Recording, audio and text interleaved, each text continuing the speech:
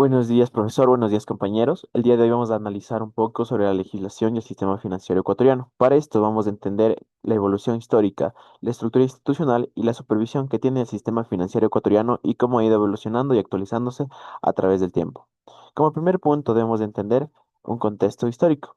Para esto es importante entender la emisión Kemmerer. La emisión Kemmerer se produce por parte de Edwin Walter Kemmerer, que fue un profesor de economía de la Universidad de Princeton. Presidía un equipo de asesores financieros y económicos para lograr la estabilidad monetaria. Este grupo se conoce como Misión Kemmerer, que prestó sus servicios no solamente en Ecuador, sino también en otros países de Latinoamérica, tales como Bolivia, como Chile, Colombia, Guatemala, México y Perú. ¿Cómo se produce la llegada de la misión Kemmerer aquí en Ecuador? Básicamente tras una invitación del presidente de aquel entonces, Isidro Ayora.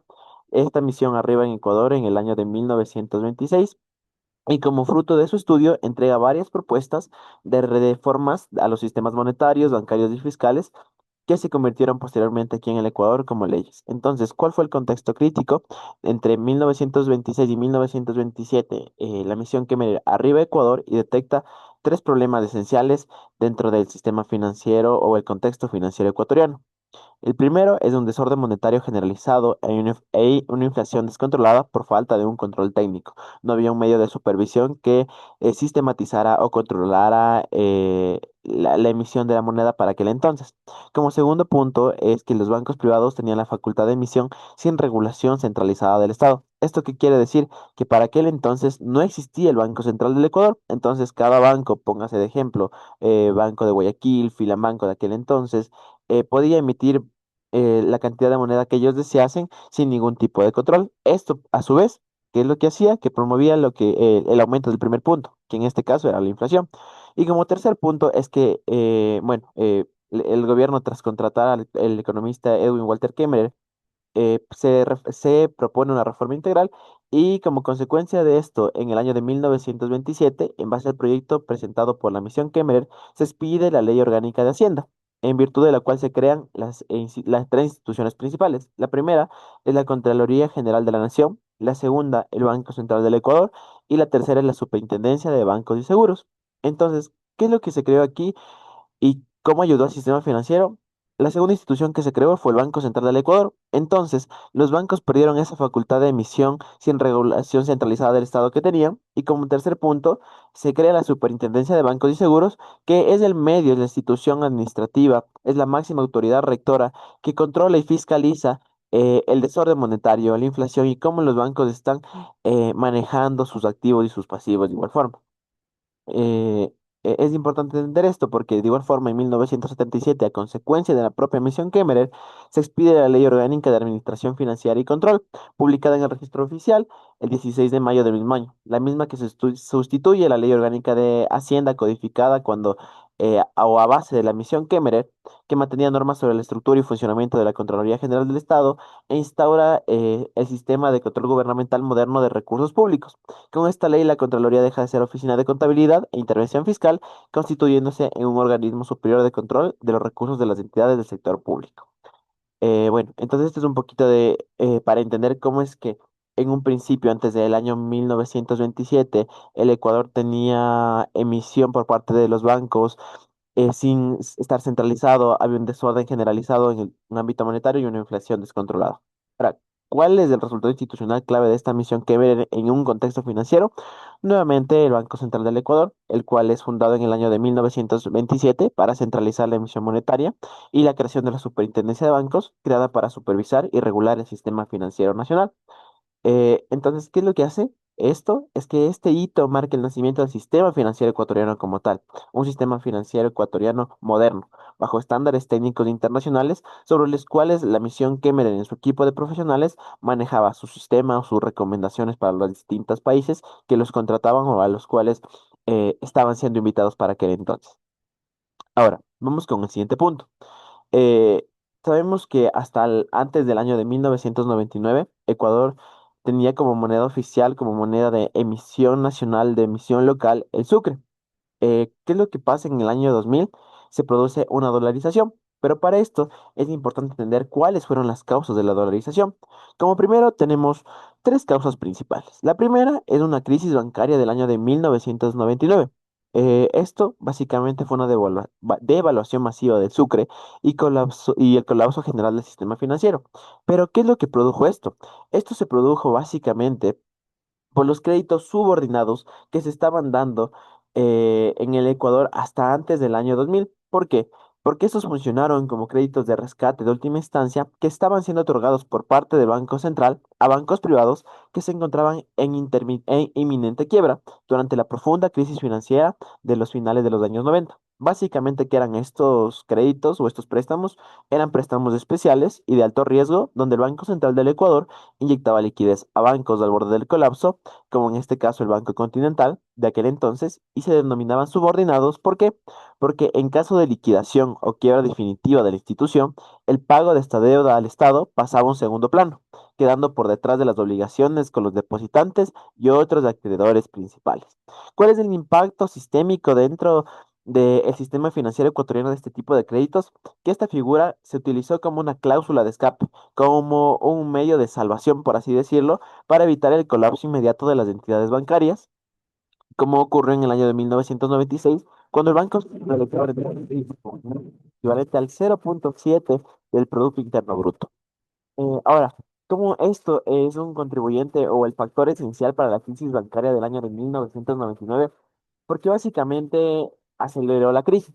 Lejos de solucionar el problema estructural sobre el cual los bancos estaban teniendo su problemática, por así decirlo, el rescate mediante esta figura o el uso de esta figura de créditos subordinados se convirtió en una emisión monetaria sin respaldo, lo que alimentó la hiperinflación y lo que forzó al Estado a cubrir los déficits emitiendo más sucres.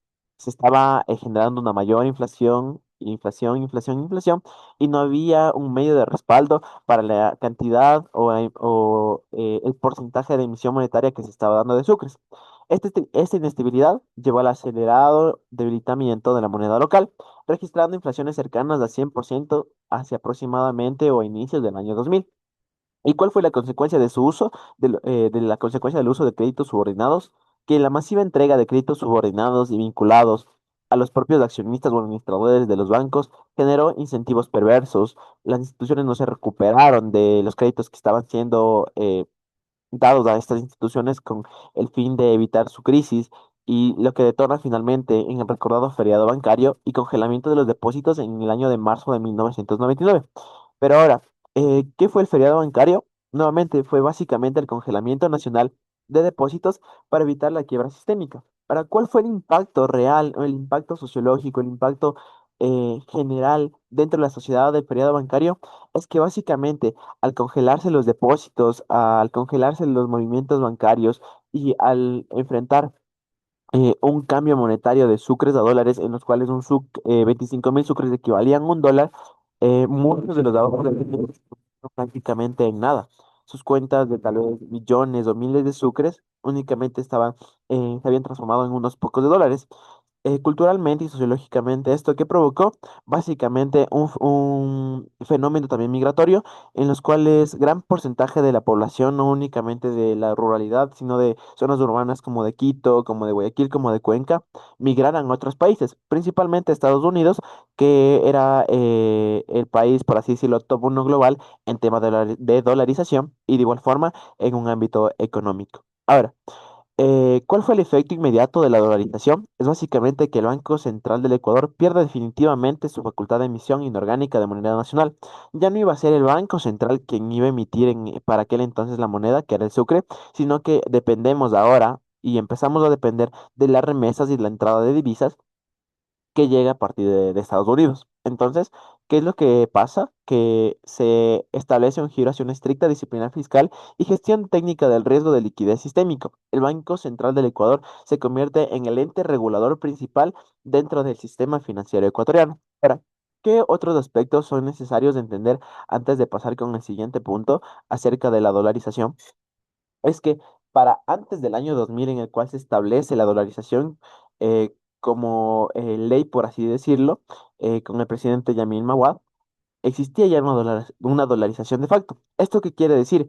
Que gran cantidad de empresas o las personas en general ya ocupaban el dólar como su moneda oficial, aunque en el Ecuador no haya existido moneda oficial del dólar para aquel entonces. ¿Esto qué quiere decir? De igual forma que muchos de los contratos o que muchos de los actos jurídicos que se celebraban para aquella época se negociaban con dólares. Por ejemplo, cuando una persona se compraba un carro, le preguntaban, y si lo compraba a cuotas, le preguntaban cómo iba a pagar sus cuotas, si a sucres a dólares. Esto de igual forma llevó o aceleró la crisis sobre la cual vivieron muchas personas en el cambio de dólares a sucres.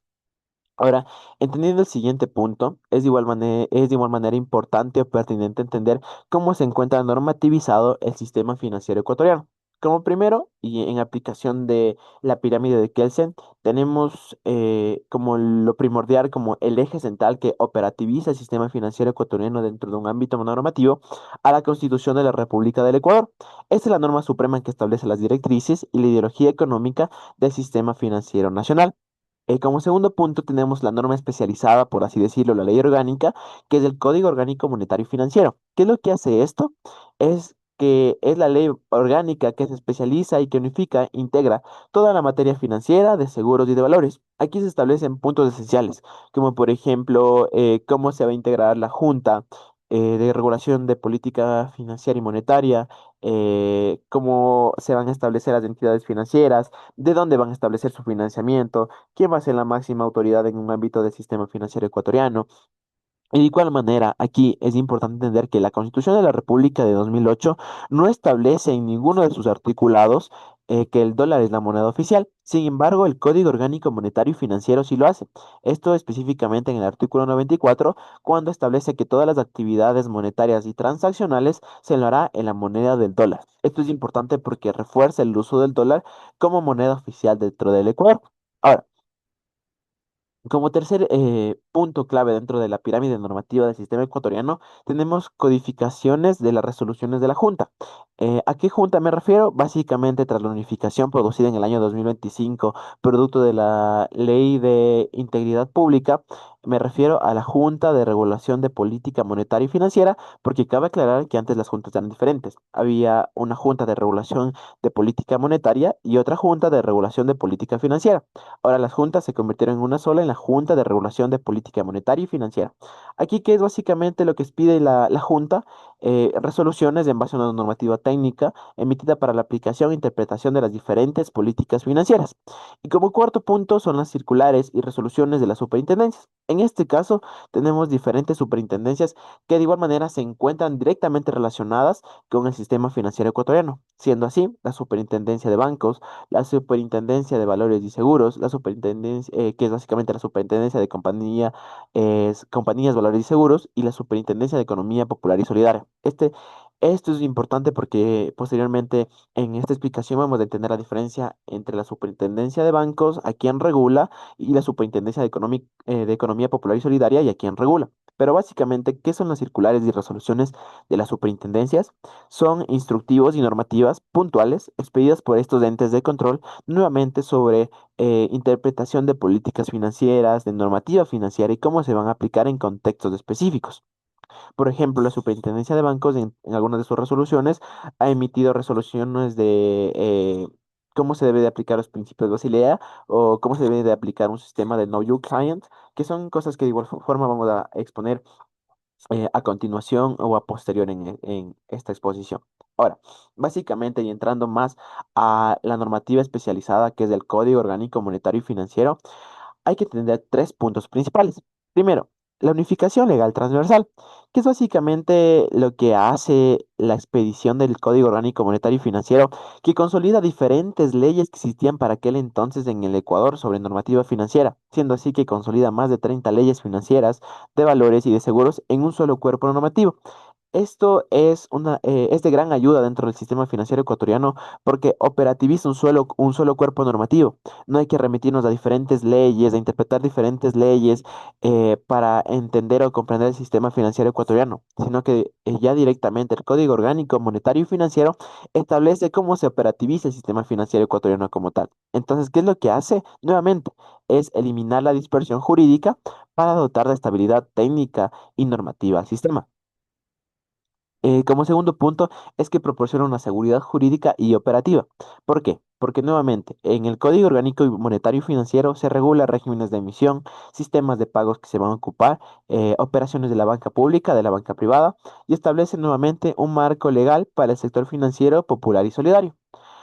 Otro punto importante y dejando por así decirlo un contexto de los bancos o de las entidades financieras es básicamente la protección del usuario del sistema financiero, la protección al socio y al cliente. Entonces, ¿qué es lo que hace aquí? En este apartado del Código Orgánico Monetario y Financiero, define con claridad los derechos de los usuarios financieros y establece límites regulatorios y sanciones administrativas rigurosas. Básicamente, el Código Orgánico Monetario y Financiero pertenece a un ámbito de derecho administrativo. Entonces, aquí, ¿qué es lo que se regula? Nuevamente, infracciones leves, infracciones graves y qué sanción le corresponde a cada una de estas infracciones. Nuevamente, entendiendo que dentro del contexto de derecho administrativo, un eje clave o un principio clave es el principio de tipicidad. Todo por cuanto si una sanción o una infracción no se encuentra tipificada, se entenderá que no hay dicho incumplimiento. Entonces, aquí es muy importante porque el Código Monetario y Financiero establece, ok, usuario del sistema financiero, tú tienes estos derechos y de igual forma si te violentan estos derechos o existen ciertas vulneraciones a estos derechos dentro del sistema financiero, como tú como usuario del sistema financiero, puedes establecer requisitos o elementos de impugnación, los cuales de igual forma a la administración pública le corresponde evaluar esto, y si la entidad financiera o la entidad denunciada ha incumplido conforme tu denuncia o conforme a las investigaciones o el periodo de instrucción realizado, le corresponde de igual manera una infracción y una sanción. Ahora, vamos con el tema de la gobernanza. Nuevamente, para aclarar, en este apartado se hablará sobre la Junta de Política de Regulación Financiera y Monetaria, todo por cuanto a partir de la Ley de Integridad Pública expedida en el año 2025, eh, las juntas se unificaron. Ahora, nuevamente, tres puntos principales. Hablando de la unificación, se fusiona la antigua Junta Monetaria y la Junta Financiera en un solo ente rector. ¿Qué es lo que hace esto o qué es lo que produce esto? Es que básicamente evita contradicciones normativas y centraliza competencias macroeconómicas. Sin embargo, aquí existe una discusión importante sobre qué va a pasar con los proyectos de resoluciones que tenía cada junta antes de su unificación, o qué va a pasar con las resoluciones que habían sido expedidas pero que no tenían un reglamento aún. Por ejemplo, el tema de la operativización de las sandbox financieras y en el Ecuador, que era un tema que había sido expedido normativamente por una de las juntas. Sin embargo, aún no se sabe cómo se va a operativizar en el Ecuador a causa nuevamente de la unificación de las juntas. Ahora, ¿cómo se compone técnicamente la Junta de Política y Regulación Financiera y Monetaria?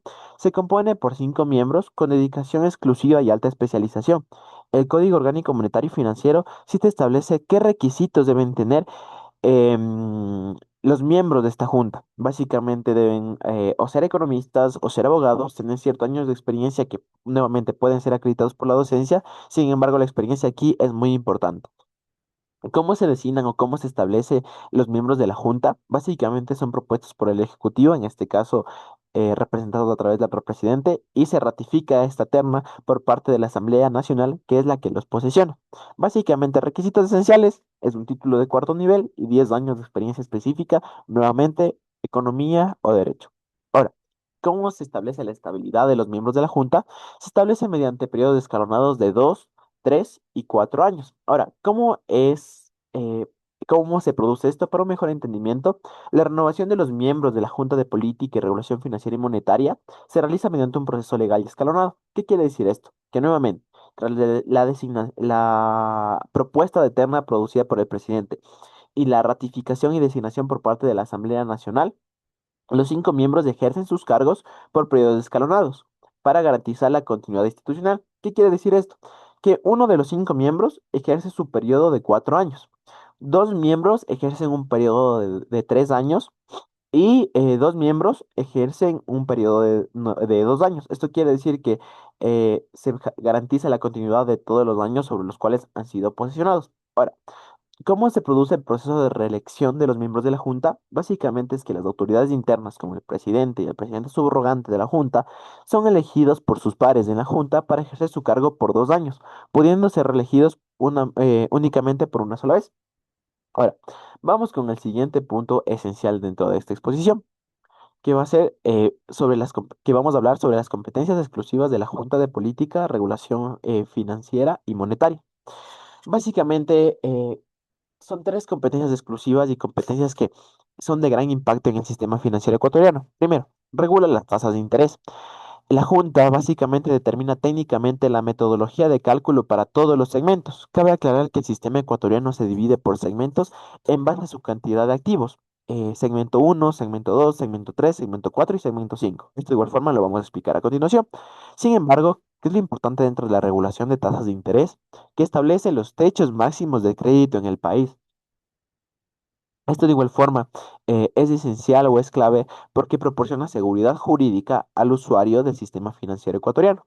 Ahora, ¿cuál es una de las segundas competencias exclusivas que tiene la Junta? Son los encajes financieros, que básicamente regulan los montos mínimos de liquidez que las entidades deben de mantener. Esto de igual manera se produce a través de la custodia obligatoria de reservas en el Banco Central. ¿Esto qué quiere decir? Que un banco tiene que ser solvente, tiene que mantener liquidez. En caso de que el banco no tenga liquidez, el banco prácticamente está en la quiebra y se va a liquidar. Para las liquidaciones de los bancos es un proceso muy especial, muy específico, en los cuales nuevamente al declararse en quiebra se nombra un liquidador. El liquidador hace todo un proceso de determinar, ok, quiénes son los usuarios del banco, quiénes no. Entonces es un proceso un poco largo, la verdad. Es un tema interesante de igual forma porque esto no aplica únicamente para la banca privada o banca pública en su contexto de usuarios o entidades del sistema financiero, sino que de igual forma en las cooperativas de ahorro y mutualistas, también en usuarios del sistema financiero, pero dentro de un contexto de economía popular y solidaria. Nuevamente aquí interfiere una entidad muy importante de la cual también hablaremos posteriormente, que es el COSED. Y como tercera competencia exclusiva es normativa de solvencia. ¿Qué es lo que hace básicamente la Junta con esta competencia exclusiva?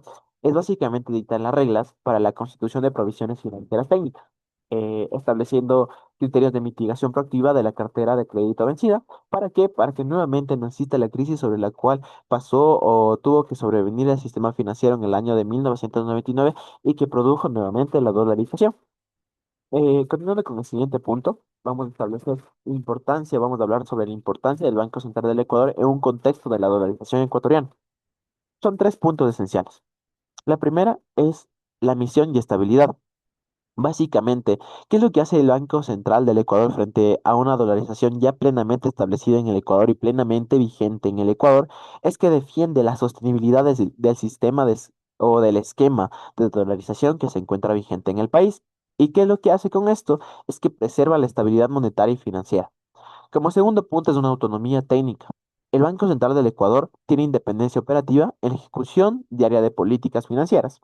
Y como el segundo punto es la instrumentación técnica bajo directrices de la Junta. Nuevamente podemos aquí encontrar un criterio súper importante, que es el criterio o el principio de interinstitucionalidad sobre el cual nuevamente se maneja o que es clave en el sistema financiero ecuatoriano. Y como tercer punto es la gestión de especies. Aquí es importante entender dos puntos claves. El primero es la provisión continua y distribución de monedas y billetes de dólares. Y el segundo es el saneamiento y retiro de especies monetarias en mal estado. En muchos de los casos vemos que algunos de los locales nos dice, ok, pero es que este billete está roto en la mitad o este billete está roto en la esquina y no le puedo aceptar. Sin embargo, el Banco Central del Ecuador, dentro de su normativa, sí acepta este tipo de billetes. Entonces, también es importante entrar a la página web del Banco Central del Ecuador para nosotros entender qué tipo de billetes están aceptados y cuáles no. Supongamos, si tengo un billete partido en 20 pedazos, no me van a aceptar este billete. Sin embargo, si tengo un billete, en este caso, que está roto en una esquina, debe de ser aceptado, ¿no? Entonces, como una frase clave para entender el eje central o el eje sobre el que actúa el Banco Central del Ecuador, es que el Banco Central del Ecuador actúa como el brazo técnico, operativo, asegurando la integridad del flujo financiero nacional y asegurando directamente la estabilidad y la integridad del sistema financiero ecuatoriano. Ahora, continuando con el siguiente punto, Tenemos una arquitectura de supervisión o una arquitectura de entes de control, que en este caso son las superintendencias. Tenemos nuevamente tres superintendencias claves: la Superintendencia de Bancos, la Superintendencia de Economía Popular y Solidaria, o SEPS, y la Superintendencia de Compañía, Valores y Seguros, o la SCEBS. Entonces, ¿qué es lo que hace básicamente la Superintendencia de Bancos? La Superintendencia de Bancos supervisa el riesgo operativo de mercado y de crédito del sector bancario, ya sea banca pública o banca privada. ¿Qué es la banca privada y qué es la banca pública? Básicamente, la banca pública pertenece nuevamente al Estado. Tenemos como banca pública esencial o clave dentro del Ecuador al tema de Ban Ecuador. Y como banca privada tenemos diferentes bancos sobre los cuales están constituidos un tema de accionistas. Algunos de los bancos principales del Ecuador tenemos Produbanco, tenemos Banco de Guayaquil, tenemos Banco Pichincha y otros bancos más. Pero es básicamente estas entidades sobre las cuales se encuentra el control de la Superintendencia de Bancos. Nuevamente, aquí también evalúa el tema de emisión de tarjetas, perdón. Cabe aclarar que cada tarjeta que va a emitir cada banco, ya sea Banco Guayaquil, Produbanco, Banco de Guayaquil, independientemente del banco, cada tarjeta, ya sea de crédito o de débito, dentro de sus diferentes especies, porque sabemos que las tarjetas de crédito tienen categorías, no sé, Gold, Black, Platinum. Cada uno de estos contratos de tarjetas, porque cada tarjeta tiene su contrato que el usuario del sistema financiero, que el usuario del banco debe de firmar. Cada uno de estos contratos, antes de emitirse por parte de cada banco, deben de ser redactados, deben de ser remitidos a la Superintendencia de Bancos y la Superintendencia de Bancos es quien revisa los contratos de estas tarjetas para aprobarlos o no. Esto es importante porque de igual forma, nuevamente, ¿qué es lo que hace? Que proporciona seguridad jurídica al usuario del sistema financiero. Tal vez esto es algo que el usuario del sistema financiero no conoce, pero al ser revisado su contrato por la Superintendencia de Bancos, su contrato de tarjeta, esto le proporciona una seguridad de, ok, este es el interés que se me va a cobrar, cada qué periodo de tiempo se me va a cobrar, no sé, por el tema de renovación del chip y del plástico. Entonces, esas son cositas que aunque resulten mínimas o aunque resulten chiquitas para nosotros, son súper claves, súper importantes y súper determinantes para el buen control y buena operatividad del sistema financiero ecuatoriano. Ahora, pasando con la Superintendencia de Economía Popular y Solidaria, básicamente, ¿qué es lo que hace esta superintendencia? Es que supervisa técnicamente el sector cooperativo y asociativo del país, que son básicamente cooperativas de ahorro, mutualistas y cajas y bancos comunales. ¿Cuál es la diferencia esencial de la Superintendencia de Bancos y la economía popular y solidaria? Que, si bien es cierto, la banca pública, la banca privada, las mutualistas y las cooperativas de ahorro pertenecen a un mismo sistema financiero ecuatoriano, sí existe una diferenciación. Básicamente es el segmento al que ellos pertenecen. La economía popular y solidaria, nuevamente, como su nombre, valga la redundancia, lo menciona, es para dar accesibilidad, facilidad de que las personas de diferentes áreas o diferentes recursos económicos también puedan ser usuarios del sistema financiero ecuatoriano. Es así que básicamente dentro de un contexto ecuatoriano, un contexto social ecuatoriano, la mayoría de usuarios de cooperativas de ahorro son gente que pertenece a un contexto rural o un contexto microemprendedor, un contexto emprendedor. ¿Por qué? Porque esto asegura que estas personas que viven de sus negocios o a partir de su actividad económica principal de a diario, por así decirlo, pueden también ser usuarios del sistema financiero ecuatoriano. Esto de igual forma es esencial porque operativizan nuevamente estas gestiones, ¿no? Dentro, nuevamente, y para ejemplificar un poco, tenemos algunas estructuras o algunos segmentos sobre los cuales también se encuentran divididas las cooperativas de ahorro y crédito. Entonces, entre las más populares tenemos la cooperativa de la Policía Nacional, que valga la redundancia, es la única cooperativa a nivel Ecuador que mantiene calificación a menos. ¿Qué quiere decir esto? Que es básicamente como un banco. Tenemos también de igual manera la cooperativa YEP, que es la cooperativa Juventud Ecuatoriana del Progreso. Tenemos Daquilema, tenemos Musurruna, tenemos Kulkiwasi, que son básicamente cooperativas que pertenecen a un sector indígena y que son nuevamente operativizadas a partir de una estructura de la ruralidad o de los emprendimientos. Como punto esencial o como punto clave para entender cómo funcionan un poquito más las cooperativas de ahorro, y es un tema súper interesante, es que básicamente nosotros cuando ocupamos el banco tenemos que acercarnos directamente al banco. Si bien es cierto, nuevamente ha existido con el tiempo el desarrollo de plataformas digitales que operativizan tanto el uso de bancos como el uso de cooperativas. ¿Qué es lo interesante en el uso de las cooperativas de ahorro? Es que básicamente, por así decirlo, un comerciante o un negociante del centro histórico de Quito que mantiene su negocio en algún punto determinado centro histórico, es usuario de alguna cooperativa, póngase de Aquilema. El usuario directamente no tendría que acercarse en muchos de los casos a realizar sus depósitos a las oficinas o por así decirlo a la entidad financiera directamente, sino que ellos tienen gestores que se acercan a cada uno de los negocios para que a ellos se les dé el dinero y conste el depósito. Esto es importante porque de igual manera hace mucho más fácil a los usuarios o a los microemprendedores, usuarios de las cooperativas de ahorro, el uso o ser parte o ser socios en este caso de la economía popular y solidaria. Un punto importante que también mencionando esto del tema de los socios es que un factor diferenciador entre la banca pública, banca privada y la economía popular y solidaria es que nosotros en el banco tenemos accionistas, tenemos una junta de accionistas y una junta directiva, que es básicamente quien está invirtiendo en el banco, por así decirlo en pocas palabras. Sin embargo, en la economía popular y solidaria, nosotros al firmar un contrato o al empezar a ser parte de cualquier cooperativa de ahorro y crédito, independientemente de cuál sea esta, nosotros no somos, por así decirlo, únicamente clientes, sino que de igual manera nos convertimos en socios. Sin embargo, no tenemos poder de voz y voto en las juntas directivas. Sin embargo, es importante tener esta como diferenciación, ¿no? En los bancos somos usuarios, en la economía popular y solidaria somos socios, ¿no? Y bueno, pasando con la tercera superintendencia o el tercer ente de control, tenemos la superintendencia de compañías, valores y seguros que es básicamente la que regula el mercado bursátil y el sector asegurador nacional, estableciéndose en tres puntos esenciales: en mercados de valores, casas de valores y empresas de seguros.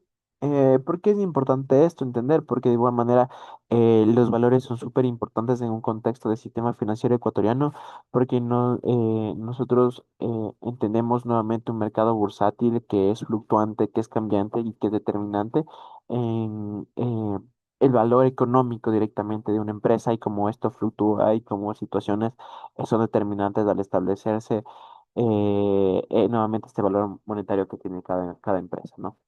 Ahora, vamos a hablar un poquito más del segmento financiero popular y solidario o la economía popular y solidaria.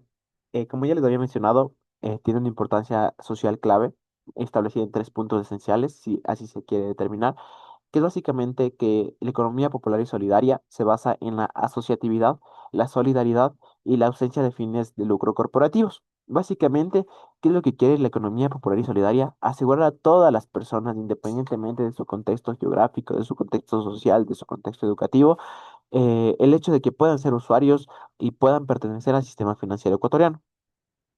Como segundo punto, dentro de la importancia social de la economía popular y solidaria, tenemos que este tipo de economía es el principal dinamizador de microcrédito para artesanos, productores y sectores rurales. ¿Por qué esto es importante?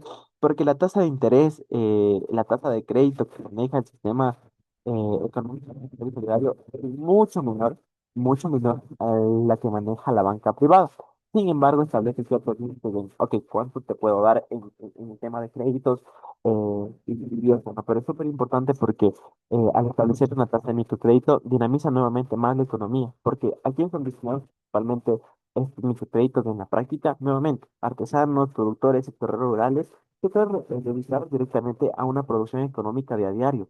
Entonces, esto es importante porque nuevamente dinamiza la financiación de estos sectores, dinamiza su economía, dinamiza su producción y nuevamente, ¿no?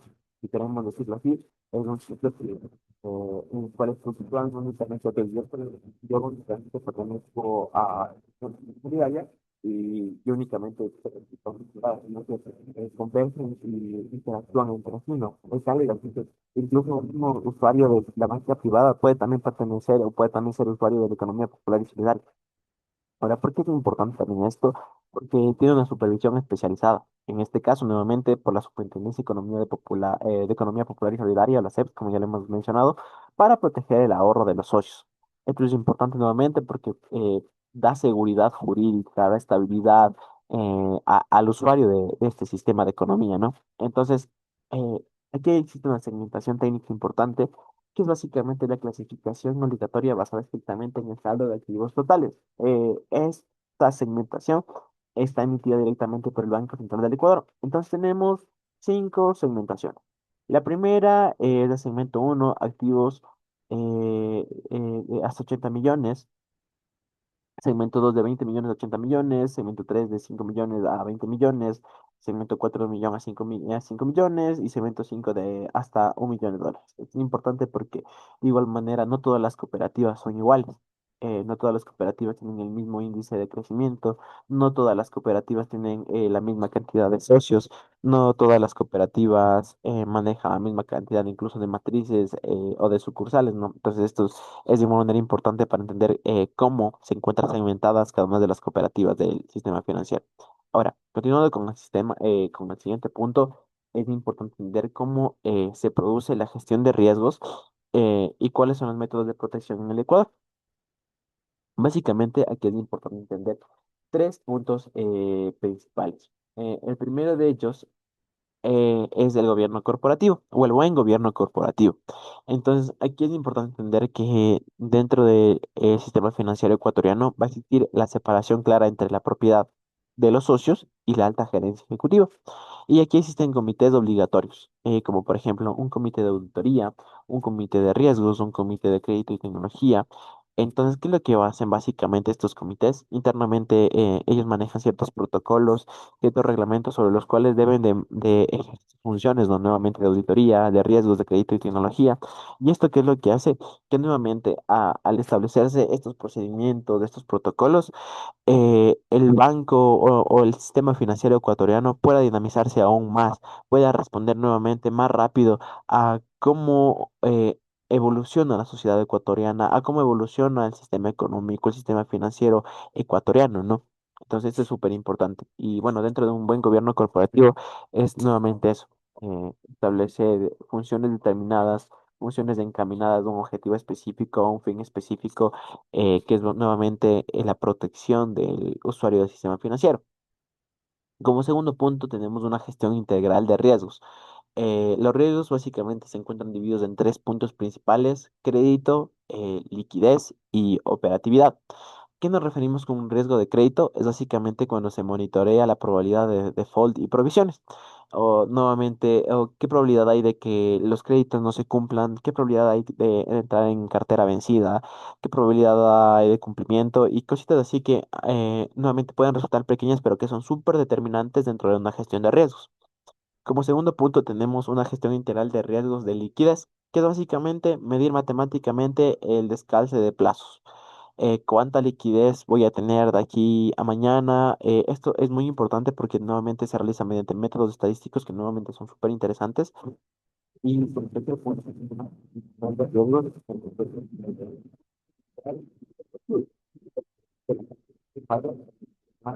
fraude.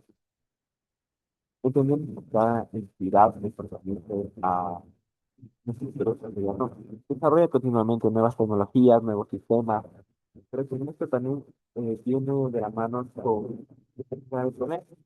Es decir, fallas en el sistema de fallas y se pueden hacer fraudes. Por eso es importante porque, digamos, un ejemplo de práctico. Hace poco, años atrás, eh, y es un tema que es un necesario del del banco pequeña, que muchas de las decisiones de banca móvil se cae. ¿Y esto por qué? Porque realmente el sistema operativo es muy viejo, es muy eficiente, sabe crear, pero que nuevamente el Banco Central, el Banco presenta a perdón, políticas operativas de investigación en este tipo de sistemas que nuevamente se considera ya como esencial dentro de su sistema, ¿no?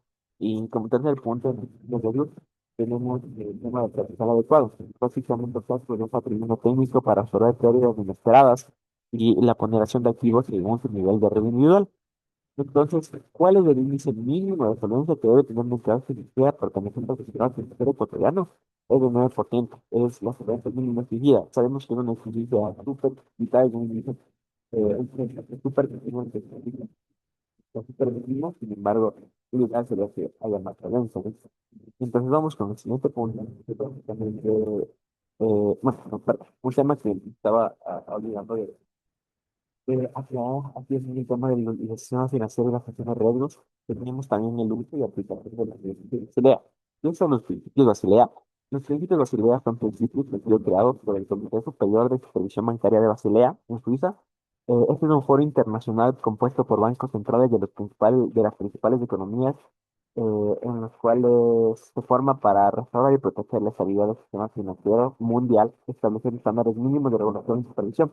¿Por qué esto es súper importante? Porque nuevamente los principios de Basilea no es únicamente que tres países se reúnan y establezcan los principios financieros y regulación financiera clave, ¿no? Entonces, es diferentes países, los bancos centrales de diferentes países, los claves, los esenciales, los que se reúnen y que emiten regulación de protección bancaria y de supervisión. Esto es súper importante, ¿no?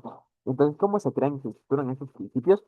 Básicamente, el proceso de creación y evolución de estas normativas sigue una dinámica impulsada por crisis financieras. El origen histórico de la aplicación de los principios de Basilea es que el comité se establece en el año de 1975 por los presidentes de los bancos centrales de los grupos 10 o G10. Y sus secretarios se encuentran en la sede del Banco de Pagos Internacionales en Basilea, Suiza. Básicamente, cuando se emiten también los principios se emiten eh, perdón, los principios básicos para una supervisión bancaria eficaz se emiten originalmente en el año de 1997 y encuentran un proceso de revisión continuo. El marco normativo evoluciona y se consolida periódicamente. Por ejemplo, los principios fundamentales fueron revisados y aprobados recientemente para adaptarlos a las complejidades del mercado. Entonces, básicamente, ¿cuáles son las bases del marco normativo? La primera de ellas es la potestad del supervisor, que son los principios sería del 1 al 13 que establecen independencia, poderes sancionadores, requisitos de autorización y supervisión consolidada de las entidades financieras de los distintos sistemas financieros. El segundo punto son los requisitos prudenciales de regulación, que son los principios 14 y 29, porque hay 29 principios de CELEA. ¿Y qué es lo que hacen estos principios del 14 al 29? Dictan el buen gobierno corporativo, la gestión de riesgos, ya sea de crédito, mercado, liquidez y operatividad, y la transparencia financiera que deben mantener los bancos. Aquí es importante porque establecen criterios también base, como el tema de el sistema Know Your Client, detección de operaciones transaccionales inusuales, y el sistema antifraudes, que son también súper importantes dentro de la protección del sistema financiero y al usuario del sistema financiero. Ahora, existen, si así se quiere decir, diferentes principios de Basilea. Tenemos los principios de Basilea de 1988, que estaban enfocados directamente al riesgo de crédito y el estándar mínimo de capital del 8%, del 9%. Los Basilea II, que se producen en 2004, que se enfocan o encuentran su base en tres pilares esenciales: los requisitos mínimos de capital, la revisión supervisora y la disciplina que debe tener el mercado en el sistema financiero mundial. Los Basilea III en 2010 que son básicamente la respuesta a la crisis financiera de 2008, en una crisis mundial, en la cual se eleva la calidad de capital y endurece los requisitos de liquidez y apalancamiento, y los Basilea 4, que son básicamente la implementación progresiva para estandarizar aún más el cálculo de los activos ponderados de riesgo, limitar los modelos internos de los bancos y determinar una mayor protección al usuario del sistema financiero. Bueno, eso es importante también entender porque nuevamente los principios de Basilea se aplican en el Ecuador y son súper esenciales en el sistema financiero ecuatoriano y para las diferentes entidades que forman parte de ella, e incluso para nosotros que somos usuarios del sistema financiero ecuatoriano. Ahora, pasando con el siguiente punto, tenemos un tema súper principal también, que es un sistema blindado y estable. Básicamente, ¿qué queremos decir con esto? Existen tres puntos principales para entender al sistema financiero ecuatoriano como un sistema financiero blindado y estable. El primero de ellos es una simetría institucional, que es básicamente la regulación política, el control territorial y un soporte operativo coordinado. Nuevamente, existe normativa, existe control a través de la Junta, existe control a través de las superintendencias, existe control a través del Banco Central del Ecuador, existe regulación incluso a través de estas propias entidades. Y existe un soporte operativo coordinado a través de estas entidades y a través de los propios sistemas de las propias subentidades que tienen los propios sistemas o entidades financieras, ¿no? De la misma manera tenemos la situación de estándares globales, lo que es importante es la CREA y el GAFI para asegurar la integridad mundial en un ámbito económico, ¿no? Ahora, nuevamente, y es importante entender también lo que se menciona en este punto de la presentación, que es el GAFI. El GAFI, por sus siglas, del Grupo de Acción Financiera Internacional, es una institución intergubernamental creada en 1989 y su objetivo básicamente es proteger el sistema financiero global fijando estándares internacionales para combatir el lavado de dinero, la financiación del terrorismo y la proliferación de armas de destrucción masiva. Esto es importante entenderlo, de igual forma, y ya que se topa también, en el Ecuador tenemos una ley de prevención de lavado de activos, que básicamente su objetivo y su finalidad es detectar, evitar, mitigar, reducir, eliminar los delitos de financiación del terrorismo, financiación de la proliferación de financiación de armas de destrucción masiva. Entonces esto es súper importante porque nuevamente en el Ecuador entendemos y estamos acorde o estamos en sinergia nuevamente con normativa internacional. Entendemos la importancia del control del lavado de activos, entendemos el sistema operativo sobre el cual deben de operativizar estas circunstancias, tales así que tenemos una entidad especializada para prevenir el lavado de activos. En este caso, la UAFE, o por sus siglas, la Unidad de Análisis Financiero y Económico, es nuevamente súper importante porque actúa interinstitucionalmente en el ámbito de investigación, control y sanción de prácticas o de entidades que practiquen el lavado de activos. Tal es decir que encuentra comunicación interinstitucional con la Fiscalía General del Estado, pero que va a recordar que el lavado de activos, la financiación del terrorismo, son delitos tipificados plenamente en el Código Orgánico Integral Penal.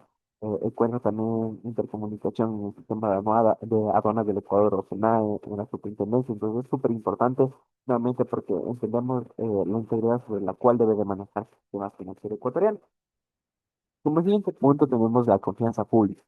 Básicamente, la confianza pública es el pilar fundamental que sostiene la organización ecuatoriana y sostiene también el sistema financiero ecuatoriano. ¿Por qué esto es importante? Porque si el usuario del sistema financiero ecuatoriano no tiene confianza en las diferentes entidades, ya sea entidades públicas de control como las superintendencias, no tiene confianza en las entidades que pertenecen al sistema financiero, ya sea banca pública, banca privada, o cooperativas de ahorro y crédito. ¿Qué es lo que hace esto? El sistema financiero ecuatoriano está en una crisis, encuentra su debilitamiento. ¿Por qué?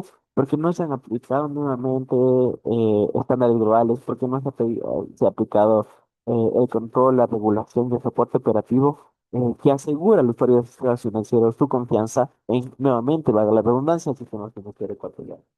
Ahora, pasando con un tema también súper importante dentro del contexto del sistema financiero ecuatoriano, tenemos un ámbito de modernización financiera en el Ecuador. Y vamos a hablar aquí de tres puntos esenciales. La ley FinTech, los pagos digitales y el futuro del dinero y de las operaciones transaccionales. Para entender cómo o darle entrada a este aspecto o a esta división dentro de esta exposición, vamos a hablar un poco de la ley FinTech, que es básicamente el nuevo marco de innovación en el sistema ecuatoriano, el sistema financiero ecuatoriano.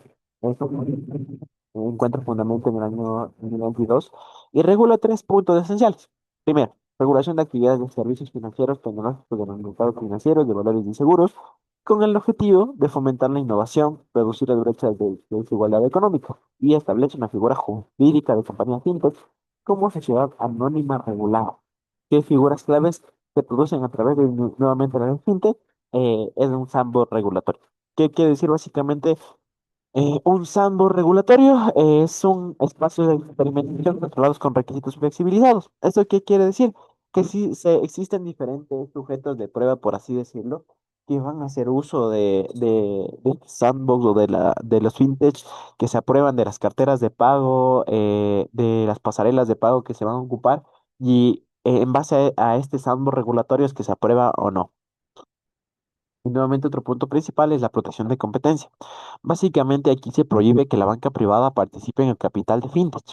Eh, quiere decir esto entonces que los fintechs, por así decirlo, son autónomos, ¿no? Esta ley busca evitar la captura del ecosistema por la banca tradicional y democratizar el acceso al crédito. Esto es importante porque de igual forma, si se quiere ver así, tenemos de igual forma una convergencia de este tema con un ámbito de competencia. Al prevenir o erradicar o mitigar o querer mitigar con esto el abuso del poder del mercado, un control absoluto del mercado, ¿no? Que también es súper importante dentro de un ámbito de derecho de la competencia.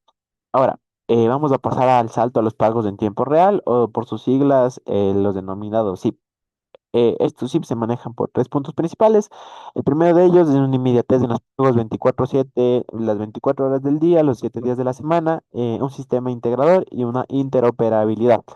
¿Qué queremos decir cuando hablamos de una inmediatez 24/7? Es básicamente las transferencias interbancarias inmediatas en cualquier día del año, en cualquier momento, y fin a las esperas de 24 48 horas que cuando uno realizaba en los bancos se debían de esperar para que se acrediten los fondos. Esto es súper importante porque ahora nosotros podemos abrir nuestra banca móvil, ya sea de banco, cualquier sea el banco, Banco Pichincha, Banco Guayaquil, en su calidad de dinamizador de los pagos. Ellos han desarrollado diferentes aplicaciones digitales, incluso a través de una que, bien es cierto, no pertenece directamente a Banco Pichincha, forma o está adherida a él. Pero nuevamente, cualquier plataforma de pago, cualquier app digital de pago, esta parte es como entrar, pasar un filtro de doble autentificación como es nuestra huella digital en nuestra clave, ir a la parte de depósitos, establecer a qué cuenta, qué banco, a qué cooperativa, incluso si quiere realizar el pago y se acredita de manera inmediata. Este es un punto y un desarrollo súper importante que las aplicaciones digitales de los bancos han logrado, porque nuevamente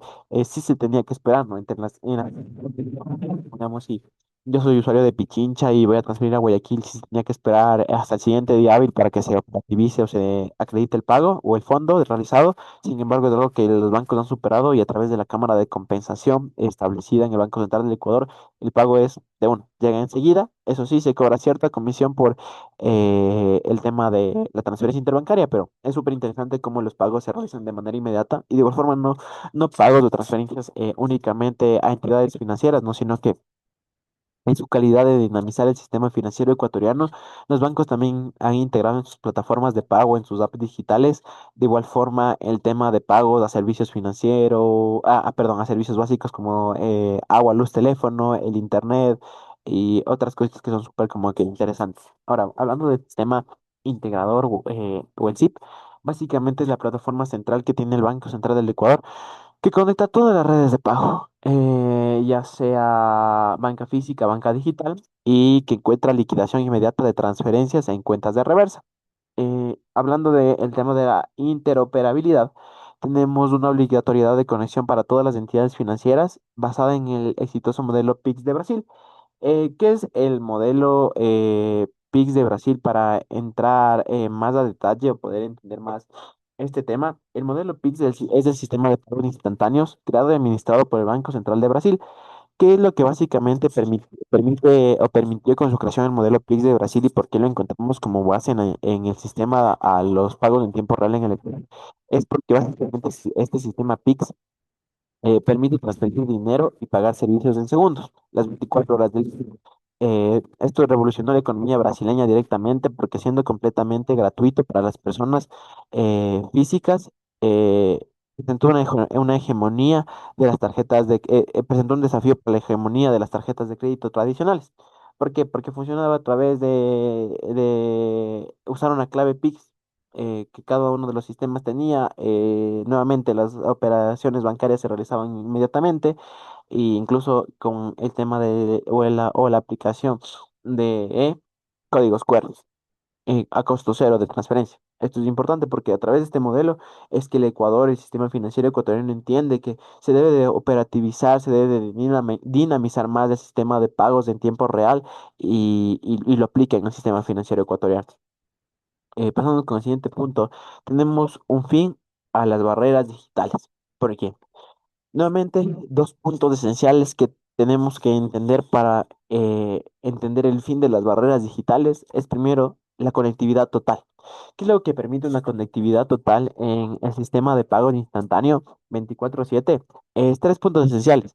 Permite que cualquier billetera digital o banco intercambie transacciones de forma instantánea.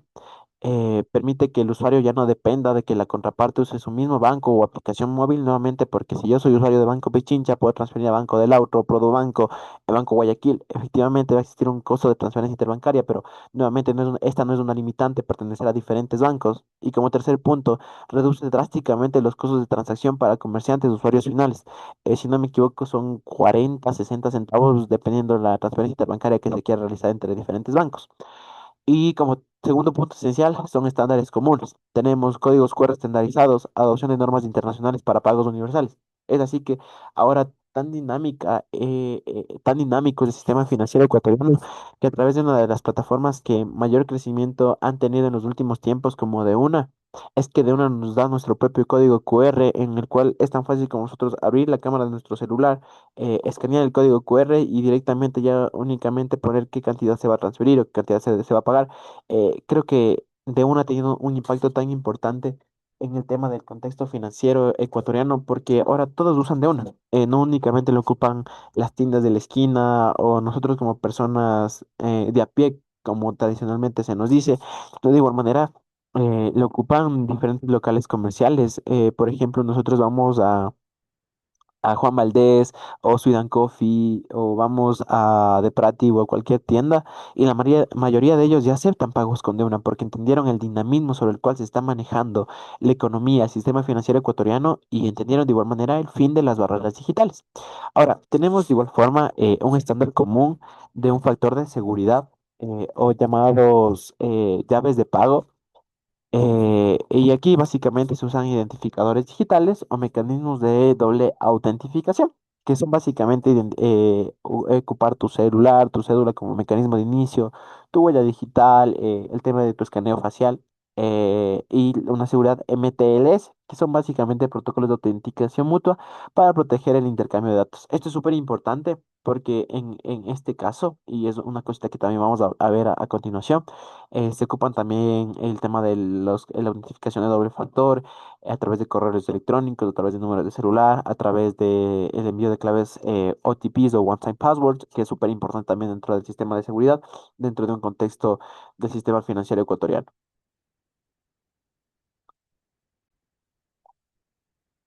Ahora, nuevamente continuando con nuestra exposición, vamos a entender también un poquito sobre las billeteras digitales y las aplicaciones móviles. Aquí es importante entender el crecimiento e inclusión de las billeteras digitales de las aplicaciones móviles y los beneficios digitales que ellas presentan para el usuario del sistema financiero ecuatoriano. Hablando de crecimiento e inclusión, las apps móviles son ahora el canal principal para transferencias, superando a la banca física. Ahora creo que cualquier persona, indiferentemente del grupo etario, del grupo social, económico, educativo al que pertenezca, maneja la banca móvil del banco al que pertenece o del cual es usuario, ¿no? Entonces, esta estadística es clave. En base al uso de aplicaciones móviles, el 83,2% de la población ya forma parte de un sistema financiero ecuatoriano. Esto es un salto significativo, entendiendo que para el año 2019 únicamente se registraba el 70,6%. Entonces, la inclusión financiera que ha logrado el uso de aplicaciones móviles de billeteras digitales es enorme. Ahora, tenemos beneficios digitales, como tal son tres: los pagos sin contacto o los payless o los contactless, que son básicamente integración de tecnología NFS y códigos QR para transacciones rápidas. Nuevamente, ya hemos hablado de los códigos QR, sobre los cuales básicamente se dinamiza principalmente de una como plataforma o pasarela de pago, pero también tenemos integración de tecnología NFS. ¿Qué quiere decir las NFS? Básicamente, bueno, sabemos que cuando vamos a un banco, cuando vamos a un local, tenemos el tema de los DataFasts o de los MediaNet, en los cuales ahora únicamente con nuestra tarjeta de crédito, lo que nosotros hacemos es acercar nuestra tarjeta sin tener que digitar nada y se valida el pago en cuestión de segundos. Pero nuevamente, esto va mucho más allá. Ahora, las propias bancas móviles tienen sus tarjetas digitales de pago con tecnología NFC, que es una tecnología súper interesante eh, que maneja casi igual que el Bluetooth, pero de una manera mucho más rápida, en las cuales únicamente es cuestión de acercar la tarjeta digital nuevamente al contactless y se valida el pago en cuestión de segundos. Tenemos un segundo beneficio digital, que es el tema de la gestión financiera. ¿Qué pasa con esto? Que encuentra poder o encuentra sustento válido en el seguimiento de presupuestos y control de gastos en tiempo real. Yo puedo abrir la plataforma o la app de mi banco y puedo saber en qué he gastado o qué débito se me ha realizado, cuál es mi próximo pago, cuál es el monto de pago, básicamente tener a la mano mi estado de cuenta. Esto es súper importante porque nuevamente hace mucho más fácil, hace mucho más práctico, hace mucho más viable incluso el tema de que el usuario del sistema financiero ecuatoriano pueda entender en qué está gastando, cuánto está gastando, cómo lo está gastando. Porque antes, ¿qué es lo que se debía de hacer? es que se debía acercar uno al banco, esperar las inmensas filas para que ser atendido en una ventanilla de servicios y pedir un estado de cuenta. Entonces creo que esto es súper importante también porque nuevamente dinamiza aún más el uso del sistema financiero ecuatoriano. Y como tercer punto tenemos una inclusión rural, que es básicamente un motor para la bancarización de segmentos previamente no atendidos, nuevamente desde un contexto de ruralidad. Ahora, para entender un poquito más de los factores de seguridad establecidos a través de los códigos QR o las llaves de pago, tenemos dos puntos esenciales, los códigos QR estándar y las llaves de pago. ¿Qué son los códigos QR estándar? Son básicamente la estandarización bajo normas internacionales para la interoperabilidad total. ¿Y qué es lo que permiten estos? Permiten a comercios, a sectores comerciales, recibir pagos de cualquier billetera digital sin hardware costoso. Aquí básicamente hay un límite transaccional. Para el año 2025 se establecía el límite transaccional hasta un salario básico unificado, que para ese año era 470. Sabemos que el salario básico actual para el año 2026 es $482 de los Estados Unidos de América. Pero esto es súper importante también, ¿no? Tenemos de igual forma el tema de las llaves de pago, que ocupa tres temas principales o tres factores principales. El primero de ellos es un uso de identificadores digitales, ya sea al celular, la cédula o el correo, en lugar de números de cuenta. La simplificación extrema de procesos de iniciación de pagos para el usuario final. Únicamente copias la cuenta, la pegas, depositas y listo. Y una seguridad reforzada mediante toques dinámicos y validación biométrica en apps. Nuevamente, validación biométrica establecida a través de nuestra huella digital, a través del escáner de nuestro rostro, toques dinámicos como lo son las llaves o claves de doble autentificación y los OTPs o One Time Password por sus siglas. Entonces, súper importante. Nuevamente, otro tema que les comentaba es el tema de las tarjetas virtuales, perdón, y cómo estas tienen seguridad en el e-commerce o en electronic commerce. Básicamente, dos puntos principales: innovación digital y blindaje contra el fraude. ¿A qué nos referimos al hablar de innovación digital?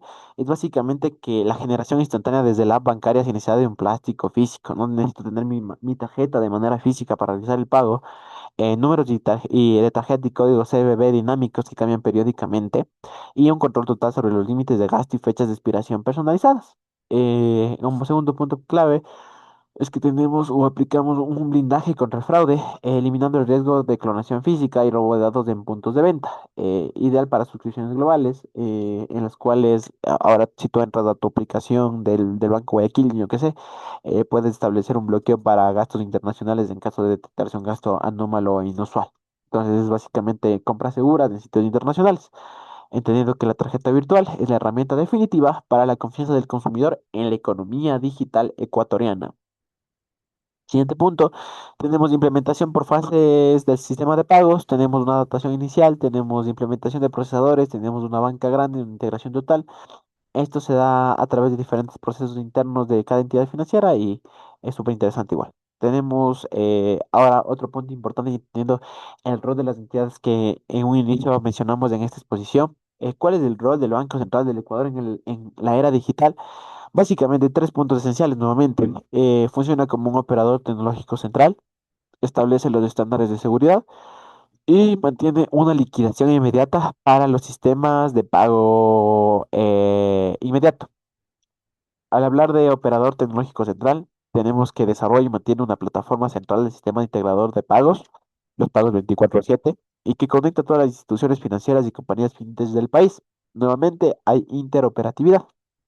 Al hablar de un estándar de seguridad, el Banco Central establece los protocolos técnicos obligatorios como certificados MTLS y supervisa el cumplimiento de los acuerdos de nivel de servicio es de ley técnico. Esto es súper importante, los contratos de nivel de servicio o es de ley, porque a nosotros como usuarios del sistema financiero se nos asegura o se nos garantiza un nivel de servicio determinado en porcentajes. Esto es súper importante porque en caso de un incumplimiento de los niveles de servicio o en caso directamente de un incumplimiento en el contrato que nosotros hemos firmado, se puede demandar para una indemnización de daños y perjuicios que procede según o conforme a la normativa que se encuentre vigente, ¿no? Esto es súper importante porque de igual forma aquí es que entran también los sistemas o los factores de Know Your Client, que es básicamente que cada entidad financiera debe de identificar si en la era digital o en el uso de plataformas digitales se están realizando operaciones transaccionales inusuales o que no son comunes, ¿no? Por ejemplo,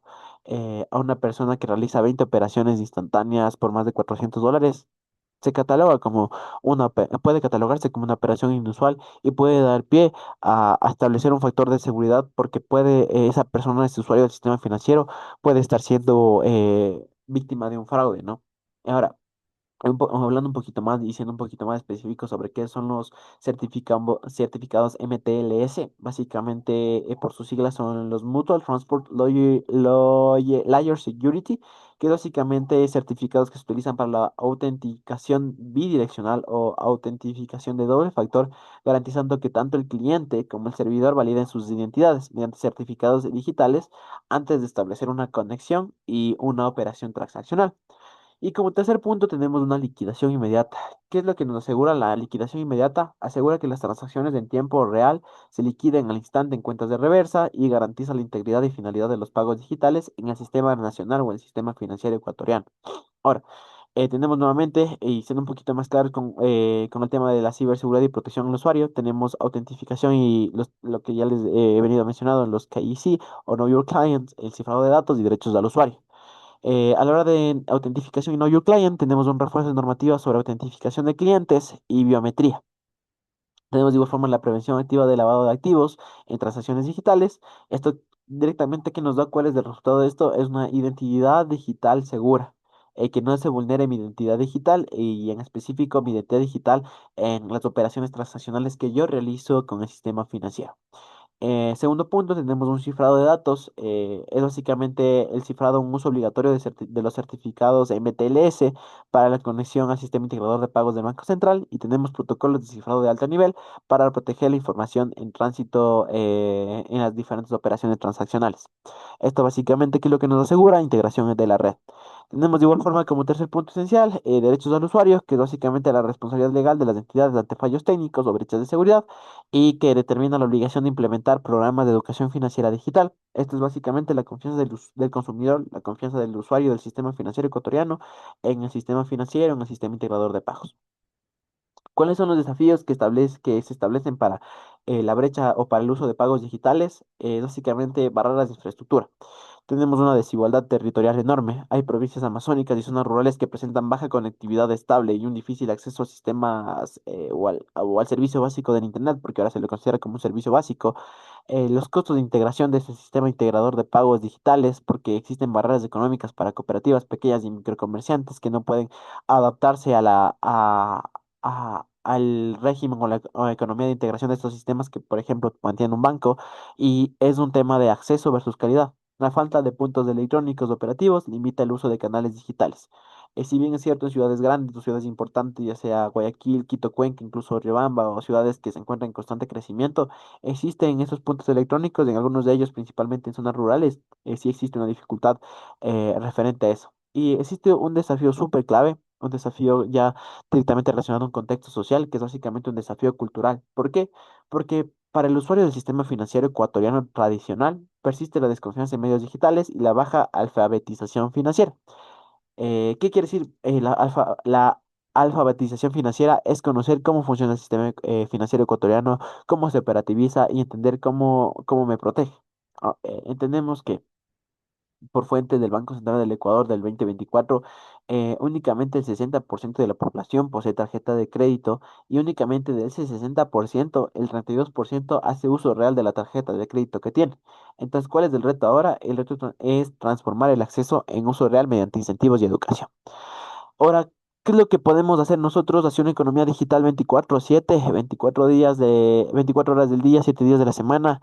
Es entender la transformación sistémica, entender que el sistema financiero ecuatoriano mantiene una evolución de un modelo tradicional a un sistema de economía digital interoperable y dinámico, entender los factores de competitividad, la ley FinTech, el sistema integrador de pagos como motores de modernización y eficiencia nacional, de beneficio nacional, y tenemos una inclusión a futuro en donde un sistema, en donde en el sistema el dinero puede fluir de manera invisible, segura y accesible para todos. Entonces, eso es todo lo que puedo mencionarles de mi presentación. Espero les haya gustado y muchas gracias.